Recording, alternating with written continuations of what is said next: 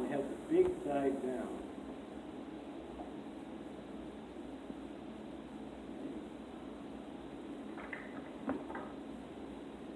It's shaking like a baby.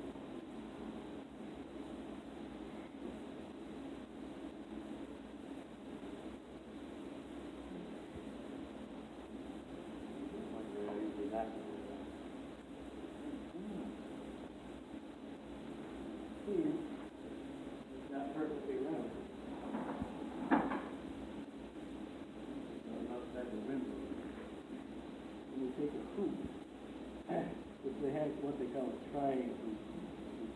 These are just real flexible, you can't really make it. They have the one that's real thick, and so it won't bend, make a perfect hoop. Now you can't see this, but it's lighter and what slam it up from one end to the other.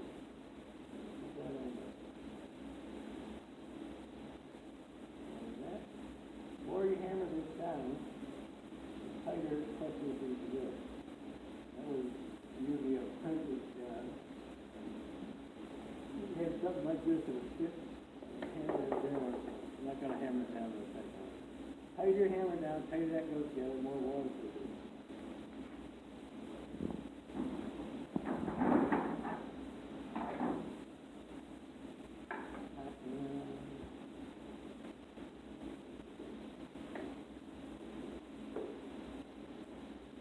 Going to tighten it up. Then you got your start. Now if it was a barrel, it would be sticking out. I'll get to that later. The barrel is actually two buckets together. Then you have to have this groove in it. There's a bottom, the top separate. It's kind of an unofficial thing. If you put the bottom in this end, it's the bucket. Put in this end with the tail. That's not a real official thing.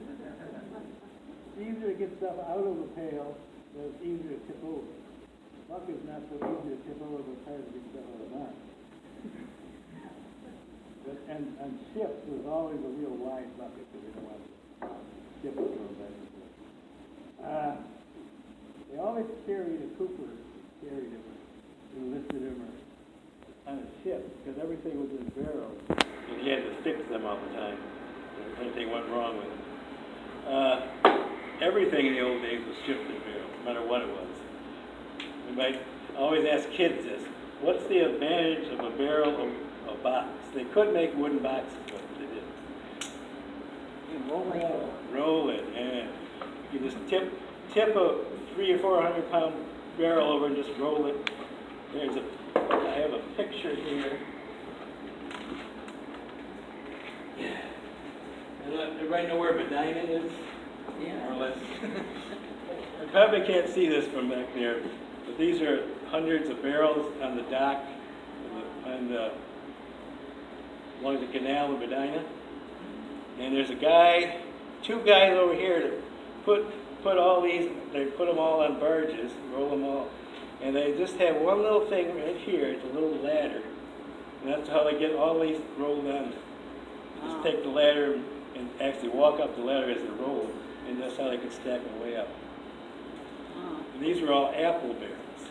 Middleport, which is a smaller place this way, in one season they shipped 15,000 barrels of apples. Now every place along the canal would down to New York City. This is my private theory. Don't take this as history. A reason they call New York City the Big Apple sometimes, because they used to ship so many apples down there. And all these barrels were one-way barrels. They never ship them back. They just break them or do whatever they were going to do with them in New York City and never ship the barrels back. So every year the coopers around here had to build new barrels for all the apples. And at one time, New York State was the biggest apple producer in the United States. You guys can look at this. Well, I can pass it around.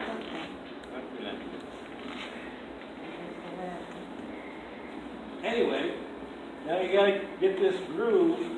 There's a groove in here, and you got to get this bottom. It's got to fit in there perfectly. You can't be too big, too little. And as this squeezes down, it actually squeezes the bottom together too. Usually make a little bit of a pointed edge on it so it'll cut right into the bottom. So get this groove. How do you think you get the groove in there? The groovy. And the groovy thing. This is just made just for something this size.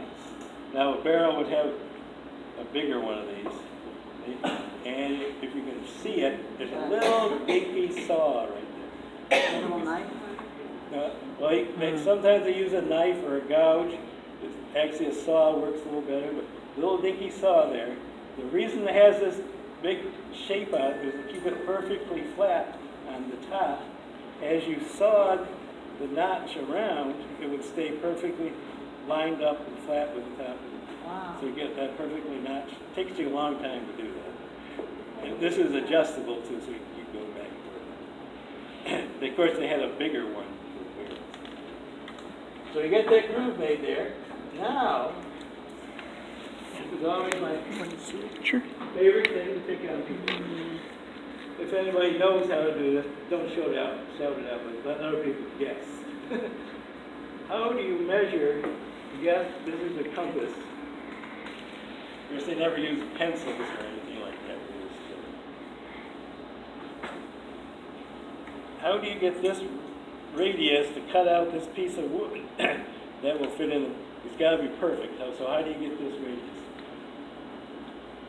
I'll give you a hint. There's no math involved.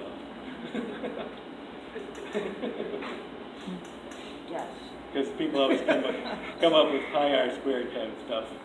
Pi, even if you did use that, it's not an accurate number.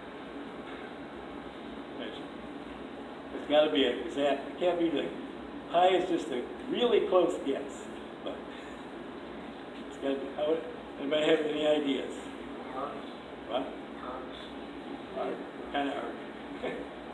Circles. Yeah, you make a circle with it. How to measure this? You got to measure inside this group. Now you know. Okay. What we do know from the geometry is that the circumference is a certain measurement of a circle. Anybody know what these That things tells are? you something. Somebody said there's one of these in your house thing over You're correct. there. What? What? We used to call them a slimer graph. You draw. No, one of those things. No, that's somebody invented. This is what they call a hex sign. You know why they call it a hex sign? Not because of witches. It's supposed to keep witches stuff away. It's called a hex sign. There's six points, right? What happens if you connect each of those 6 points together? What do you get? The middle? What? The middle? Yeah. If you, like the ends of the flowers, if you draw a straight line between each one, what do you get? Hexagon, right? Six-sided thing. There's a rule in geometry that the radius of any circle, if you step it around the circle, if you know what I mean by step.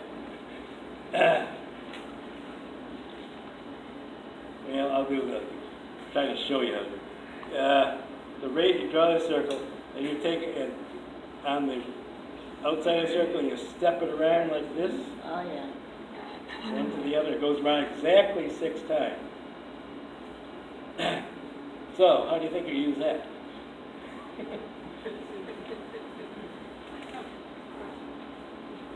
Got an idea? Huh? They're not good at stuff. Huh? So you kind of use that backwards. So you guess. You get, well, you think, well, it should be about that much. But of course you're not right. So you mark a point in there. And you take this and you step it around the inside. And you come back to where you started, and it doesn't come back right. You adjust the... So you adjust it a little bit, a sixth or so. And you come around, it's still not right. But about the 3rd time you get it to come out exactly, it's got to come exactly at the point where you started. Come out, and that's the exact radius of that circle. So you take that and cut out your circle. And that's how you get an exact measurement, not guess. You guess to start with, but then you straighten it up till exact. And then all you do is loosen one of these up, and you can just pop this in here. Just kind of, and then if you can see that there's space here, and as you push this down, the space disappears. That just makes it work. Now, if you're doing this for a barrel, you put the one end together just like I showed you, but then you end up, the other end is all just sticking out in the air. That's it. Then you might say, uh-oh. Oh. I don't know if you can see this. He's got one here that's put together on one end, but the other end's all sticking out. Can you see that? Oh, yeah. I'll pass this around. These are Coopers in Barker, New York, around 1900 or so. They make barrels and sell them. How much do you think they sell barrels for? They were apple barrels, so they weren't real expensive. What? Yeah, 35 cents. So this is their work for the day, this pile over here. They had to split that up. Oh, over here. Split that up. And here's what they look. Used to always have really tall apple trees. That was another industry, was making the ladders. Oh, yeah. And the barrel, you see the barrels down, and they'd stuff the barrels full, and then, I don't know exactly how they put the covers on, but I think the same way. And then they ship them off. Were they supposed to make a certain amount of barrels per day? Did they have a quota? Depends how much money they wanted to make. Did you say that was 35 cents for a barrel? Yep. So a good wage in those days was $1 a day. So if you make piecework is just how much you want to do. That's hourly work didn't come into Henry Ford. Nobody thought of hour. You just got paid for what you did. If you did more, you got more paid. If you did less, you got less. And there wasn't a time on it. But then Henry Ford came up with that hourly thing because it was an assembly line where things just kept coming to you, and you just had to do your job real fast, which most people couldn't stand because you just got overwhelmed. Go ahead. How long would it take to make a barrel? Well, that's a good question. Just as I said, it's just how many you wanted to make. But you'd have to get the wood all dry first, then get it all carved out. Really, no like set time on it, just how fast you want to go. The better you got it, the faster you could go, and the more money you could make. So it was just if you tried to go as fast as you could, but without making mistakes. How long did it take for the wood to dry? Usually, best part of it, depends when you cut it, best part of a year more or less. So you always had to have a stockpile of wood ahead of time. Unless you were making really cheap apple barrels, which I was just going to tell you how to. And really cheap apple barrels are just kind of thin wood like that, and they could just take a winch and just bend these together and put the thing in. But a real good white oak barrel you can't bend, except if you take and put that where they still do this the same, even they have machine-made barrels, they still do it the same way now. You get one end together, the other end's all sticking out.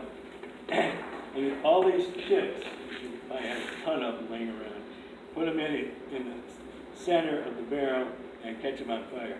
Now before you do that, you wet the whole inside of the barrel, wet it all down so it's soaking wet. I learned this by mistake, is wet wood, as it dries out, will bend towards the fire. I had a big bonfire next to a tree, probably about that big around, and it burned up, didn't burn right on the tree, but dried the tree out, and it bent the tree right over towards the fire. As it dries out, it will always bend towards the dry side. That's the one thing when they hewed timbers out in the woods, they had to do two sides of the day. If you just did one side, the whole log would bend towards that side. If you did two sides, it wouldn't, both sides couldn't bend together. It always bends towards the dry side. Just by hewing out, would dry that side out. So you have the fire going and the wood, and it's all smoke coming up, and it starts to bend the staves in, and you start to get the hoops on, you're running around, hammering them down, and you're dying from the smoke. And you keep hammering down so they all meet together. Now that was the real craft of a cooper. Now you can spend a lot of time and get these to fit like this, but to get these to fit when you don't get them to fit, until we bend them together, it's the real craft. You have to have it perfectly, so when they come together, they will fit. And as you notice, if you see any old whiskey barrels they sell in stores, the staves aren't all the same size. This is real simple when they're all the same size. But they always, usually the last one, they have to make it to fit in there. So they don't have to be the same size. They just have to have the same angle.